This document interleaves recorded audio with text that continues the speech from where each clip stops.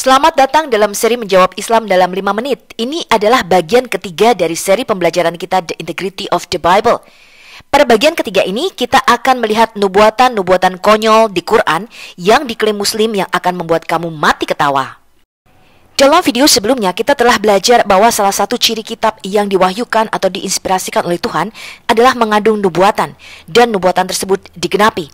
Muslim memakai ayat yang sama, Yesaya 49 ayat 9 sampai dengan 10, lalu mereka mencari-cari di mana saja nubuatan yang ada di dalam Quran. Tetapi kita tahu bahwa Muhammad tidak pernah bernubuat, dan Quran tidak mengandung nubuatan sama sekali. Ini adalah contoh nubuatan-nubuatan konyol yang mereka katakan ada di dalam Quran. Contohnya, Quran surah 41 ayat 21. Dikatakan ketika orang kafir dimasukkan ke dalam neraka, kemudian kulit mereka menjadi saksi, Muslim mengklaim ini adalah nubuatan tentang akan adanya sidik jari. Kemudian Quran surah 30 ayat 41 sampai dengan 42, di mana orang-orang Romawi mengadakan perjalanan dan merusak daratan dan lautan. Muslim mengklaim ini adalah nubuatan akan adanya polusi darat dan laut. Quran surah 81 ayat 6, dikatakan binatang-binatang liar dikumpulkan. Dan Muslim mengklaim ini adalah nubuatan akan adanya kebun binatang.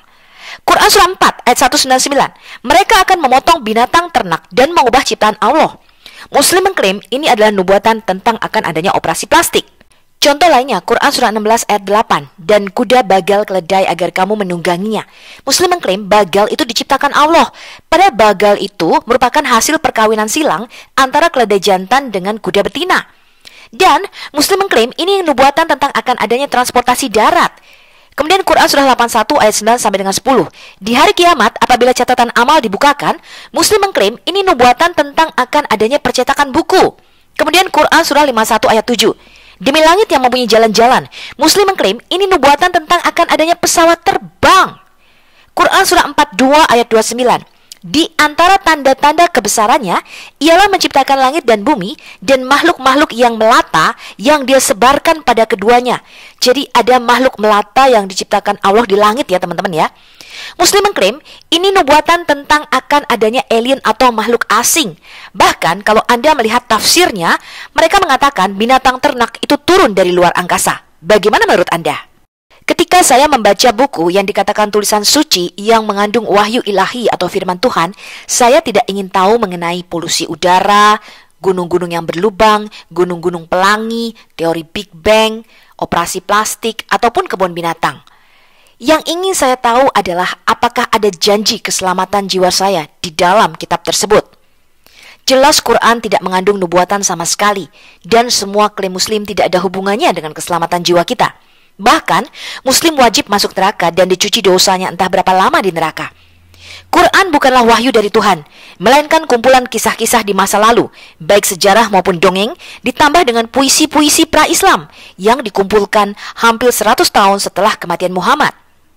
Kalau kita teliti di dalam Quran, banyak sekali kata-kata ingatlah kisah. Ingatlah kisah Maryam, kisah Yusuf, kisah Musa, kisah Yunus yang ada di kitab-kitab sebelumnya. Dan ini bukanlah merupakan pewahyuan yang baru, melainkan sudah ada sebelumnya. Apakah tujuannya kita beriman pada nubuatan-nubuatan para nabi, teman-teman? Apakah tujuannya kita beriman pada sesuatu yang tidak kelihatan, kepada surga, neraka, Tuhan, dan malaikat-malaikat, juga nubuatan para nabi di dalam kitab-kitab sebelumnya? Inilah tujuannya. Rasul Petrus mengatakan di dalam 1 Petrus 1 ayat 9 sampai dengan 12, karena kamu telah mencapai tujuan imanmu, yaitu keselamatan jiwamu. Keselamatan itulah yang diselidiki dan diteliti oleh para nabi yang telah bernubuat tentang kasih karunia yang diuntukkan bagimu. Jadi para nabi itu tidak perlu bernubuat tentang polusi udara, teori Big Bang, gunung-gunung berapi, kebun binatang, ataupun operasi plastik, ataupun percetakan. Keselamatan itulah yang kita perlukan, dan itulah yang dinubuatkan oleh para nabi di dalam kitab-kitab sebelumnya. Para nabi itu meneliti saat yang mana dan bagaimana yang dimaksudkan oleh Roh Kristus. Artinya Roh Kudus menginspirasikan dan mewahyukan kepada para nabi tersebut. Kapan Yesus akan lahir? Di mana Yesus akan lahir? Bagaimana dia akan mati? Kemudian bagaimana caranya dia menebus dosa-dosa kita? Mereka meneliti oleh roh yang ada di dalam mereka, yaitu roh yang sebelumnya memberikan kesaksian tentang segala penderitaan yang akan menimpa Kristus dan tentang segala kemuliaan yang menyusul sesudah itu. Kepada para nabi tersebut dinyatakan bahwa mereka bukan melayani diri mereka sendiri, tetapi melayani kita dengan segala sesuatu yang telah diberitakan kepada kita dengan perantaraan para nabi yang oleh Roh Kudus diutus dari sorga untuk menyampaikan kabar baik atau berita Injil kepada kita, yaitu hal-hal yang ingin diketahui oleh malaikat-malaikat. Jadi para nabi tersebut menyampaikan kabar baik, berita Injil. Mereka tidak bernubuat mengenai polusi udara, kebun binatang, operasi plastik, percetakan, gunung-gunung berapi maupun gunung-gunung yang berlubang. Mereka bernubuat hanya tentang satu, yaitu Injil keselamatan. Jadi para nabi tersebut bernubuat tentang kedatangan Goel, sang penebus, yaitu Yesus Kristus. Di Matius 11 ayat 13, Yesus berkata, sebab semua nabi dan kitab Taurat bernubuat hingga tampilnya Yohanes Pembaptis. Di dalam Lukas 24 ayat 25 sampai dengan 27, Yesus berkata, hai kamu orang bodoh, betapa lambannya hatimu sehingga kamu tidak percaya segala sesuatu yang telah dikatakan para nabi. Bukankah Mesias harus menderita semuanya itu untuk masuk ke dalam kemuliaannya? Lalu Yesus menjelaskan kepada mereka apa yang tertulis tentang Dia dalam seluruh kitab suci, mulai dari kitab-kitab Musa dan segala kitab nabi-nabi. Jadi kalau ada nabi yang tidak pernah bernubuat, tidak pernah mendapatkan nubuatan, dia tidak layak disebut seorang nabi. Dalam Yohanes 5 ayat 46 sampai dengan 47, Yesus berkata, sebab jikalau kamu percaya kepada Musa, tentu kamu akan percaya juga kepadaku, sebab ia telah menulis tentang aku. Tetapi jikalau kamu tidak percaya akan apa yang ditulisnya, bagaimanakah kamu akan percaya akan apa yang kukatakan? Jadi para nabi di dalam Tanakh atau Perjanjian Lama, mereka bernubuat tentang di mana, siapa, bagaimana Goel atau sang penebus yang dijanjikan itu akan datang. Jadi mereka bernubuat tentang satu hal, yaitu Injil, kabar baik itu sendiri. Siapa kabar baik itu? Yesus Kristus. Jadi Injil tersebut sudah dinubuatkan oleh para nabi sejak zaman Perjanjian Lama. Roma 1 ayat 1 sampai dengan 2, Rasul Paulus mengatakan, aku menjadi rasul dan dikuduskan untuk memberitakan Injil Allah atau kabar baik dari Allah itu sendiri. Injil itu telah dijanjikannya sebelumnya dengan perantaraan nabi-nabinya di dalam kitab-kitab suci tentang anaknya. Jadi para nabi itu bernubuat di dalam kitab-kitab suci bukan tentang polusi udara, operasi plastik, kebun binatang, gunung-gunung pelangi, apalagi teori Big Bang. Melainkan para nabi bernubuat tentang adanya Injil atau kabar baik, yaitu seorang Goel, anaknya sendiri, yang menurut daging akan diperanakkan dari keturunan Daud, tetapi menurut Roh Kekudusan dinyatakan oleh kebangkitannya dari antara orang mati, bahwa dia adalah anak Allah yang berkuasa, Yesus Kristus, Tuhan kita. Bahkan di Galatia 3 ayat 8, di dalam kitab suci yang sebelumnya mengetahui bahwa Allah membenarkan orang-orang bukan Yahudi oleh karena iman, telah terlebih dahulu memberitakan Injil atau kabar baik kepada Abraham. Dikatakan olehmu segala bangsa akan diberkati, bahwa keturunan Abraham akan menjadi berkat bagi segala bangsa, dan bahwa Mesias yang dijanjikan harus berasal dari keturunan Abraham. Jadi Injil itu bukanlah sebuah kitab yang diberikan kepada Isa Al-Masih atau Yesus Kristus ketika masih nenen, masih menyusu, berusia 40 hari. Itu bukanlah pandangan Alkitab. Injil bukanlah sebuah kitab atau buku, tetapi seorang pribadi, yaitu seorang penebus, seorang Goel, sang Mesias yang dijanjikan akan meremukkan kepala ular, yaitu kuasa dosa dan kematian. Dialah yang akan menghancurkan kuasa dosa, dan dia akan bangkit dan mengalahkan kematian bagi kita semua.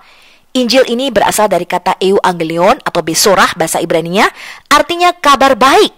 Mengapa ada kabar baik? Karena ada kabar buruk. Kabar buruknya adalah bersamaan dengan jatuhnya Adam, manusia pertama, ke dalam dosa, maka dosa masuk ke dalam dunia dan kematian menjalar kepada kita semua. Roma 5 ayat 12. Dan kabar yang lebih buruk dari kematian adalah setelah mati, kita semua pasti masuk neraka kekal. Wahyu 20 ayat 14 dan Quran surah Maryam surah 19 ayat 71. Itulah sebabnya Tuhan memberikan kita Injil atau kabar baik, yaitu kedatangan anaknya sendiri yang akan menghancurkan kuasa dosa dan maut. Injil yang pertama atau kabar baik yang pertama ada di Kejadian 3 ayat 15. Ketika Adam dan Hawa jatuh ke dalam dosa, Tuhan memberikan kabar baik ini, bahwa salah satu dari keturunannya akan meremukkan kepala ular atau iblis, yaitu meremukkan kuasa dosa dan kematian. 1 Yohanes 3 ayat 8 dikatakan, barang siapa yang tetap berbuat dosa, dia berasal dari iblis, sebab iblis berbuat dosa dari mulanya. Untuk inilah anak Allah menyatakan dirinya, yaitu supaya dia membinasakan perbuatan-perbuatan iblis itu. Itulah sebabnya Yesus berkata, kamu menyelidiki kitab-kitab suci sebab kamu menyangka bahwa olehnya kamu mempunyai hidup yang kekal. Jadi mereka menyelidiki kitab suci bukan untuk tahu mengenai polusi udara, operasi plastik, kebun binatang, maupun gunung-gunung berlubang ataupun gunung-gunung pelangi. Tetapi mereka menyelidiki kitab suci untuk memberikan kesaksian tentang kapan, bagaimana, di mana, dan siapa Mesias itu akan datang. Kitab-kitab suci tersebut memberikan kesaksian tentang aku, kata Yesus. Namun kamu tidak mau datang kepadaku untuk memperoleh hidup itu. Jadi baik kelahiran, kehidupan, kematian, dan kebangkitan Yesus itu sudah dinubuatkan. Yesus adalah seorang yang living out the prophecy, hidup di dalam nubuatan. Lalu apa tujuan nubuatan para nabi? Di dalam Yohanes 20 ayat 30 sampai dengan 31 dikatakan, memang masih banyak tanda lain yang dibuat Yesus di depan mata murid-muridnya yang tidak tercatat dalam kitab ini. Tetapi semua yang tercantum di sini telah dicatat, supaya kita percaya bahwa Yesuslah Mesias, Anak Allah, dan supaya kita oleh iman kita memperoleh hidup di dalam namanya. Itulah sebabnya para rasul menuliskan kesaksian mereka dan kita kumpulkan di dalam kitab-kitab yang kita namakan Perjanjian Baru. Merekalah saksi mata bahwa nubuatan para nabi di dalam Perjanjian Lama tentang kedatangan Goel atau seorang penebus tersebut telah digenapi di dalam diri pribadi Yesus Kristus. Para rasul merupakan saksi mata kematian dan kebangkitan Yesus. Yohanes mengatakan, semuanya itu kutuliskan kepada kamu, supaya kamu yang percaya kepada nama Anak Allah tahu bahwa kamu memiliki hidup yang kekal. Dan Yesus berkata di dalam Yohanes 3 ayat 16, karena begitu besar kasih Allah akan dunia ini sehingga ia telah mengaruniakan anaknya yang tunggal, supaya setiap orang yang percaya kepadanya tidak binasa, melainkan beroleh hidup yang kekal. Sebab Allah mengutus anaknya ke dalam dunia bukan untuk menghakimi dunia, melainkan untuk menyelamatkannya oleh Dia. Barang siapa percaya kepadanya, ia tidak akan dihukum. Barang siapa tidak percaya, ia telah berada di bawah hukuman, sebab ia tidak percaya dalam nama Anak Tunggal Allah. Sampai jumpa pada video selanjutnya. Salam.